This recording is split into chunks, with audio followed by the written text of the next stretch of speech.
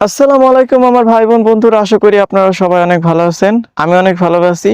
Eid special হিসেবে আমাদের একটা মিউজিক ভিডিও আসতেছে, আর আমি এখন আছি বেক্সনকে ইন্ডাস্ট্রিয়াল পার্কের পিছনের সাইড, নাম অকেজো।